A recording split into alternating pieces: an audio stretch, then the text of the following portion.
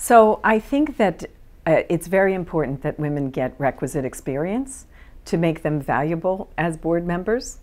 So I think starting with, gee, we should have X percent, or we should have a quota that says that it's 30% or 20% or whatever, is in my view the wrong way around.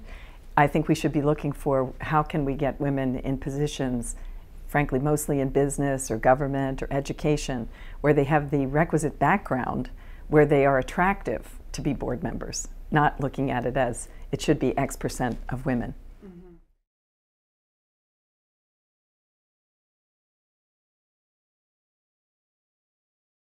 I'm really anti-quotas of any kind because frankly I think it diminishes those women or people of color, multicultural candidates who have earned it.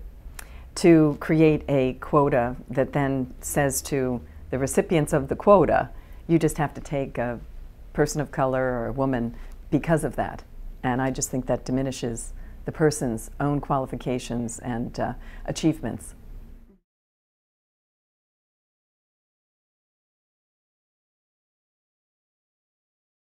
So it did start with 12 women, but it was the senior most women at the company at the time. So the good news is we kind of had a small group of people who already had a fair amount of seniority, were interested in the professional development and advancement of women at the company.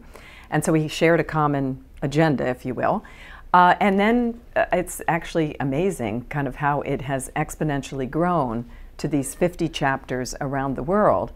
And I think what made it happen was that it was a place where women could network, which is a very important ingredient for success. It was also a place where you could practice skills, you could try out your leadership, develop some of your professional kind of attributes, and it was a safe place for people to do that. And then it actually did transfer to their job performance.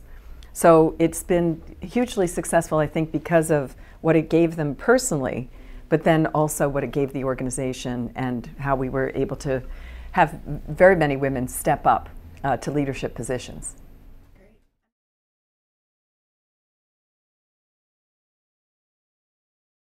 So I think the challenges are a lot of, actually McKinsey did a great study about what are the challenges for why women are not getting beyond middle management. And they had kind of 4 factors. The first was a lack of network, that women often have their head down, doing the job, thinking someone's going to discover them, and not actually creating a network. Second thing was lack of role models. The fact that we don't have as many women in senior positions that people can look up to and aspire to. I would say that's also true for multicultural people. Third thing, which was prejudice, right? I think that we'd be fooling ourselves if we didn't say that there are some of those issues out in society, wherever society is, that influence how people are perceived.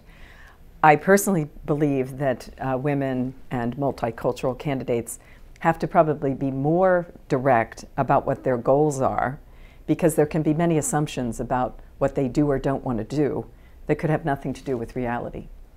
But the fourth thing I thought was also incredible that McKinsey put their finger on it, which was prejudice about themselves, right? So having a limited thought process about what they could actually do and what they could achieve.